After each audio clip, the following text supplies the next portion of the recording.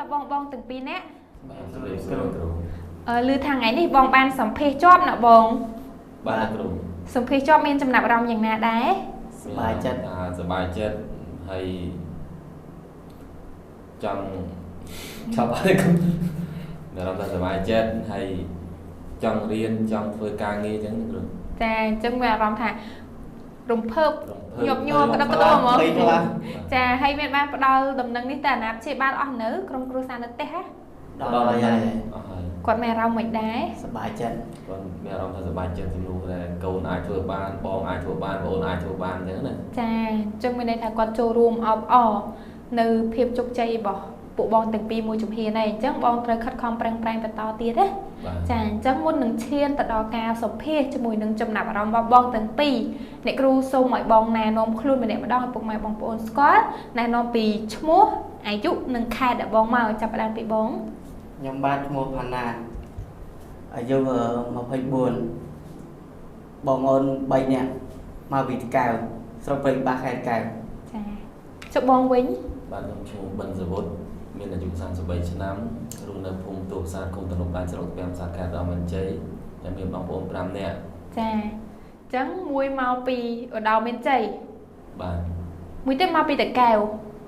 đại thọp squat kia bị muốn màu ăn ở đây đại thọp squat kia tiền đã lỡ ban squat kia hay sống phê chọt tật thua nga cái lại chui kia tiền chà trắng trái chơi mùi thái kia phong ấy chẳng chiên tại đó ca sầm phê cho mùi nâng trong nạp rong và bong từng pi tại mặt đòn chẳng từ lửa sum núi tí mũi đây này cứ trăng đằng tạo bong squat bị phí tam dạng nà đá rồi tam page Facebook ក្រុមហ៊ុន BP Manpower តាមដានរយៈពេលប្រហែលម៉ោងដែរមួយខែកន្លះសម្រាប់ចិត្តបញ្ចុះឈ្មោះចាមានអីដែលជាទំនុកចិត្តដល់បងហ៊ានបញ្ចុះឈ្មោះនៅក្រុមហ៊ុនឃើញរៀបបងគាត់ខលឡើងច្រើនហើយឃើញសិស្សមករៀនច្រើនអញ្ចឹងចេះចង់មករៀនដែរទៅពេលយើងមកដល់ជាក់ស្ដែងអញ្ចឹងមែនបាទចាមានសិស្សច្បងរៀនហើយចេញទៅបានជុំដំណើរសិស្សច្បងខ្លះនៅបាន3 4នាក់ហើយ បានជូនដំណើរ 3 4 នាក់ឯណាតិចទៀតដល់វេនខ្លួនឯងម្ដងចាចុះចំពោះបងវិញខ្ញុំបានស្គាល់សាលា BP Manpower Cambodia ហ្នឹងតាមរយៈ page របស់ក្រុមហ៊ុនហើយខ្ញុំក៏បានតាក់ទងមកអ្នកគ្រូលោកគ្រូនៅ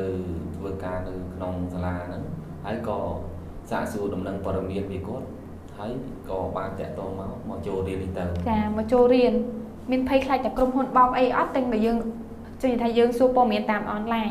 ហើយមានភ័យខ្លាចតែក្រុមហ៊ុនបោកយើងអីអត់បងព្រោះយើងមកដល់ទីតាំងជាក់លាក់ផ្ទាល់ហើយជួបអ្នកគ្រូហើយជួបរឿងរៀបច្បងដែលបានចូលសិក្សាមុនផ្ទាល់ចាអញ្ចឹងមានន័យថាយើងសួរព័ត៌មានតាមអនឡាញហើយយើងមកដល់ទីតាំងផ្ទាល់មានទីតាំងច្បាស់លាស់មានអាជ្ញាប័ណ្ណមានអីពីក្រសួងការងារត្រឹមត្រូវមានសិស្សច្បងរៀនប្រកបមែនចាអញ្ចឹងក៏ជាទំនុកចិត្តដល់យើងដែរចាអញ្ចឹងអំឡុងពេលដែលបងមករៀននៅក្រុមហ៊ុន BP មានផ្ដល់ជាអត្ថប្រយោជន៍អីខ្លះដល់បងដែរ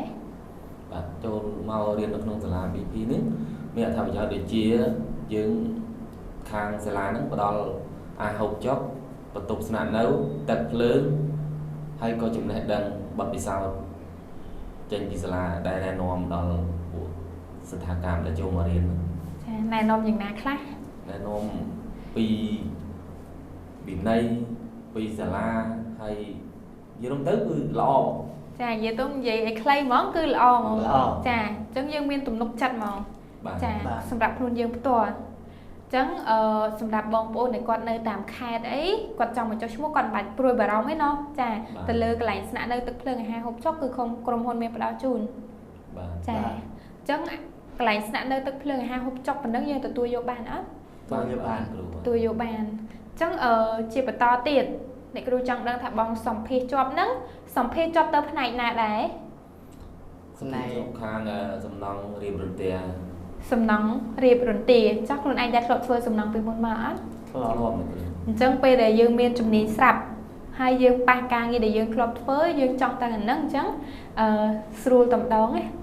ចាស្រួលតែម្ដងហើយសម្ភារម្ដងជាប់ដែរសម្ភារ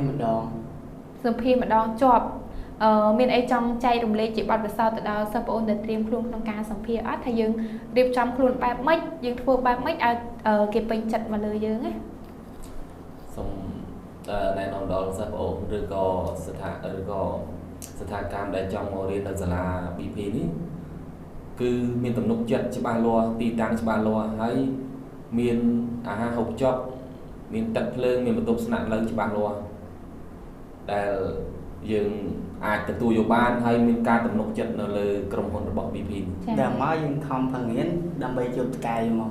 ចាអញ្ចឹងមានន័យថាយើងត្រូវខិតខំប្រឹងប្រែងរៀនសូត្រ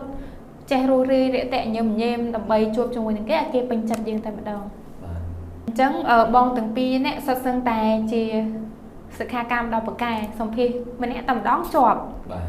អញ្ចឹងពិតជាល្អមែនទែនហើយជាចុងក្រោយមានអីចង់អរគុណដល់ក្រុមហ៊ុន BP អត់ជាចុងក្រោយសូមអរគុណដល់ក្រុមហ៊ុន BP ដែលជាក្រុមហ៊ុនមួយដែលល្អដែលធ្វើឲ្យប្រជាជនរបស់ប្រទេសកម្ពុជាយើងមានទំនុកចិត្តឲ្យបាននាំទៅធ្វើការនៅស្រុកក្រៅប្រទេសជប៉ុនស្របច្បាប់ហើយនិយាយរួមទៅយើងនិយាយឲ្យចំគឺល្អទំនុកចិត្តអាចទទួលយកបានសម្រាប់ដូចជាស្ថានភាពរបស់យើងយុវវ័យឬក៏សិស្សប្អូនជំនាន់ក្រោយចាអញ្ចឹងសម្រាប់ខ្លួនយើងផ្ទាល់ក៏យើងកំពុងតែរៀនត្រៀមហោះចាក់ចេញទៅដូចគ្នាត្រូវទេអញ្ចឹងសម្រាប់ពុកម៉ែបងប្អូនយុវជនក៏ដូចជាកម្មករកម្មការិនីដែលគាត់កំពុងតែស្វែងរកការងារធ្វើឬមួយក៏គាត់មានបំណងចង់ទៅធ្វើការងារនៅក្រៅប្រទេសតែគាត់មិនទាន់អាចរកក្រុមហ៊ុនណាដែលជាទំនុកចិត្តដល់គាត់បានเนาะអញ្ចឹងគាត់អាចជ្រើសរើសមកចុះឈ្មោះនៅក្រុមហ៊ុន BP បានកំពុងតែបន្តជ្រើសរើសការងារគ្រប់ផ្នែកទាំងកសិកម្មសំណង់ឧស្សាហកម្មអញ្ចឹងអាចចុះឈ្មោះនៅក្រុមហ៊ុន BP បានក្រុមហ៊ុនផ្ដល់ជាអត្ថប្រយោជន៍ដូចជាកន្លែងស្នាក់នៅទឹកភ្លើងអាហារហូបចុកអញ្ចឹងសូមអរគុណដល់ពុកម៉ែបងប្អូនដែលរងតែតាមដានទស្សនាតាំងពីដើមរហូតដល់ចប់